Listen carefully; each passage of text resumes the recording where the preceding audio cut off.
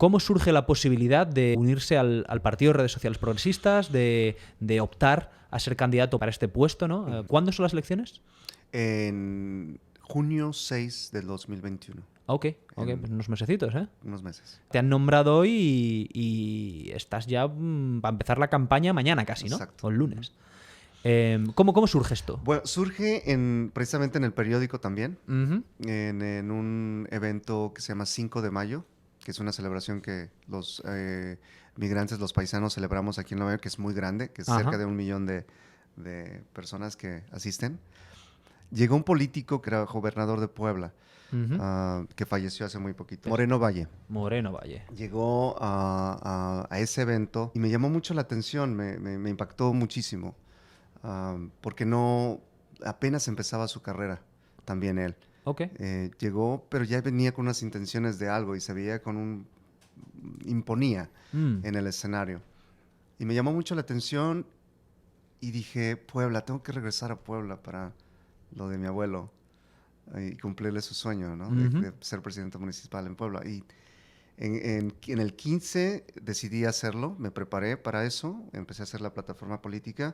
Me voy a la ciudad de Puebla, al pueblo donde es mi abuelo, que es donde está la Volkswagen, se llama Cuautlancingo, y decido ir por la presidencia municipal de Cuautlancingo en el 2018. Okay.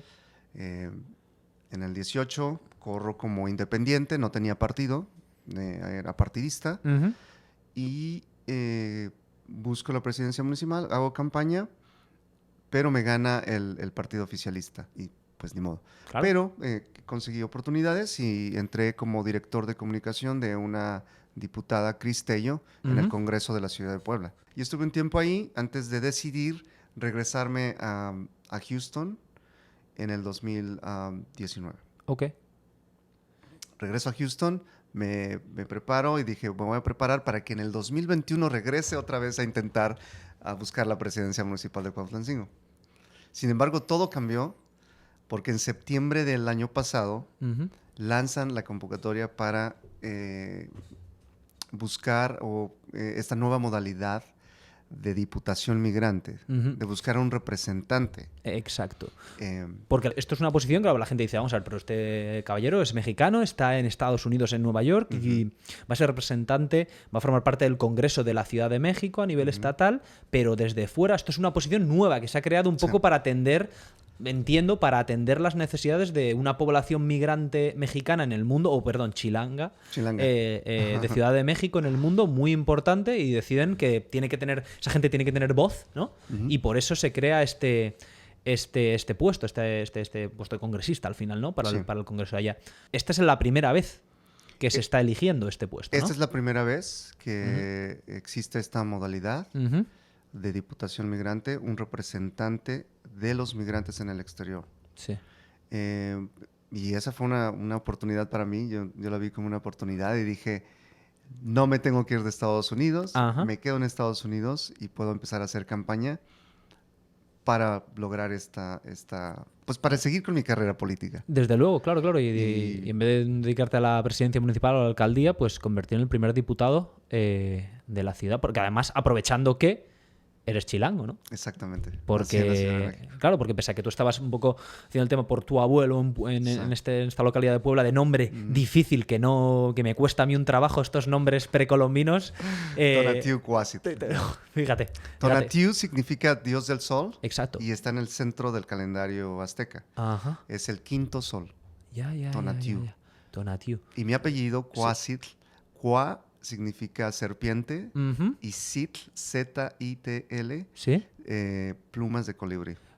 Y todo esto es en lengua náhuatl. En lengua náhuatl. Náhuatl. Que yo decía náhuatl, un amigo mío, el náhuatl Óscar, se te va grande, a parecer. Claro, grande Óscar, saludito desde aquí, también cocinero, se reía de mí el cabrón porque él lo hablaba, el náhuatl. Porque claro, yo veo tele y digo, ¿cómo pronuncias esto? Náhuatl.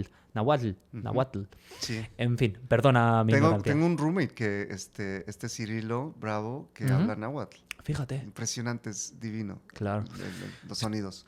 Ya lo he hablado aquí en este podcast antes, pero es una de las cosas que espero que se haga más por mantener y por preservar todas las culturas precolombinas que, bueno, pues en un grado mayor o menor, dependiendo de cuál era, pues se perdieron o quedaron reducidas, pero que la gente conserve esos idiomas precolombinos y esa parte de la cultura no hace más que enriquecer al final al territorio, ya sea México, ya sea otras culturas precolombinas como la cultura quechua en Perú, Ecuador, etcétera. Entonces, o sea, que tú ves esta oportunidad y dices, bueno, es que este puesto está casi hecho para mí, ¿no? Porque una persona que ha vivido en tantas ciudades de Estados Unidos, en España, toda la historia, eres una persona que representa a nivel individual lo que este puesto de diputado pretende, a lo que pretende dar voz al final, ¿no? Que es a toda esa comunidad migrante. Porque además, importante, que me decías fuera de cámara, tú representarías, o sea, toda la posición esta que estás optando, es para representar a los migrantes de Ciudad de México en todo el mundo, no solo en Estados Unidos. Estados Unidos probablemente es el que más tenga, ¿no? Sí. Pero también me comentabas que también has entrado en contacto con la comunidad chilanga de Londres y vas a intentar, pues eso, tener contacto con allá donde haya chilangos, allí estarías en contacto. Cuéntame, ¿por qué crean este puesto? Creo que es una necesidad, ¿no? Somos ya cerca de más de 36 millones de mexicanos que estamos fuera del país. Entonces yo creo que existe la necesidad de poder integrar, ¿no? De no olvidar de que tenemos familiares, papás, hermanos, madres, esposas, hijas, hermanas, ¿no? Entonces, los mexicanos tendemos a, bueno, todos yo creo que tendemos a no olvidar nuestras raíces, de donde venimos. Sí. Pero especialmente la cultura, ahorita tú hablabas, por ejemplo, de los mixtecos, sí, ¿no? Especialmente la gente de Guerrero, de la Sierra de Puebla,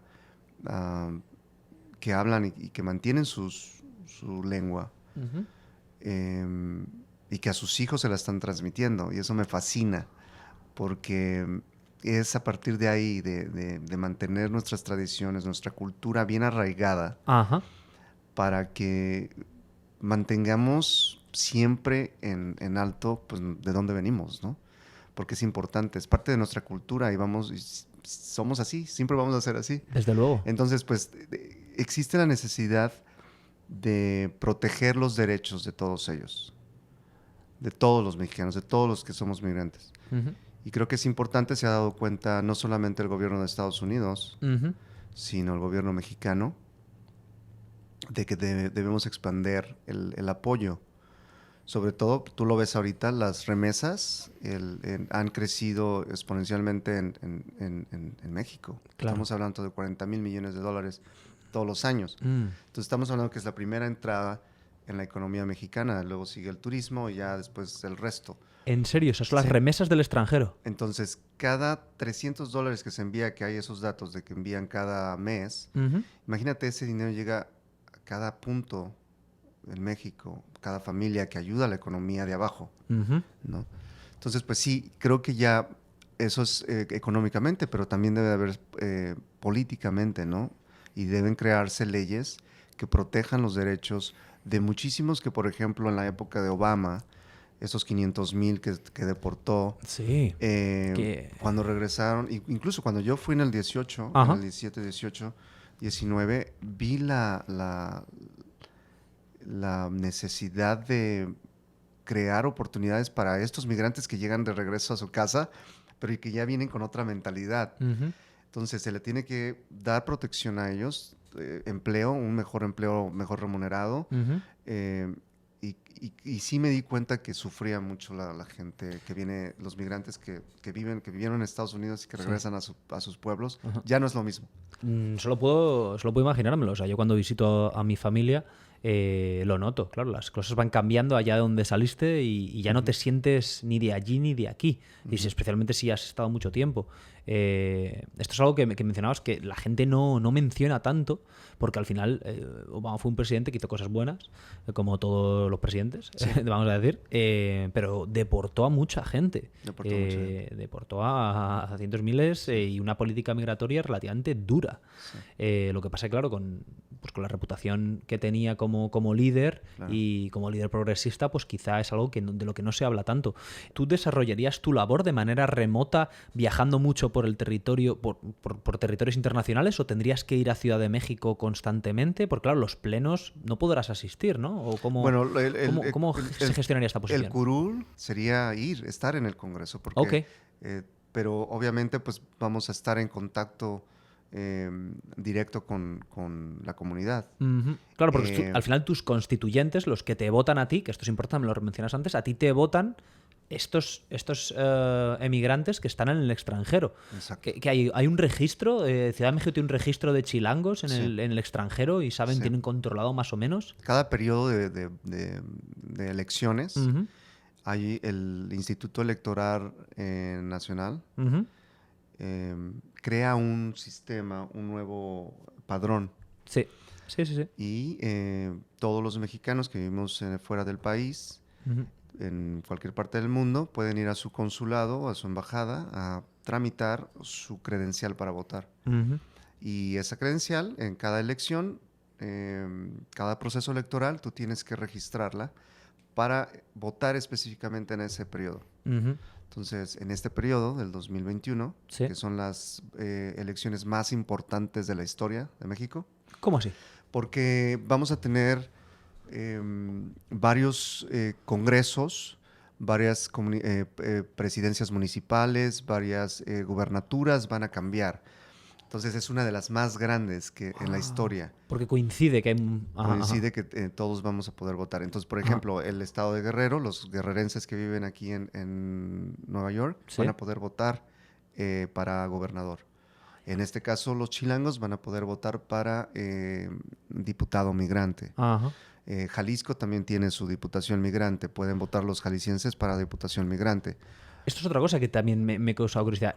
Como ciudad, tú me dices Ciudad de México, pero otros estados de la Unión Mexicana también tienen están lanzando por primera vez esta figura del diputado migrante. No todos. Los únicos nada más sería Jalisco nada más y la Ciudad de México por ahora. Okay. Pero eventualmente, como por ejemplo pasó una ley, acaba de pasar ahorita la semana pasada, que ahora va a haber un diputado migrante a nivel federal. O sea, ¿qué quiere decir? En la Cámara de Diputados. Wow. A nivel federal. Entonces, de todo el estado. Yo entiendo y espero que para el 2024, en las próximas elecciones, va a haber ya diputado para cada estado. ¿no? Claro, y van a tener representación todas las comunidades con una. Y eso va a dar la oportunidad de poder platicar, de poder hacer negociaciones con cada autoridad local. Por ejemplo, en Nueva York, vamos a poder, ¿me entiendes?, tener vinculación, hablar de temas que puedan proteger los derechos de los mexicanos. Respaldar a tu comunidad, ¿no? Respaldarlos. Podríamos hablar de muchas cosas, pero lo importante son los derechos de los mexicanos. Y en eso está la agenda que está promoviendo Biden, que ahí es donde nosotros tenemos que empezar a interactuar, a comunicarnos más con la comunidad y hacer que esta ley entre en el próximo año o en un año más, pero no puede pasar más de ahí. Esto ya no puede ser un tema de elecciones, esto ya tiene que ser un tema de derechos humanos, ¿no? Porque aparte que estamos viviendo una economía, pues nos ha pegado a todos, y más a Estados Unidos también, y a México. Yo creo que lo importante aquí es que se regularice el estatus migratorio de cada mexicano, de cada migrante, para que la economía pueda levantarse, ¿no? Desde aquí y en México. Entonces es importante.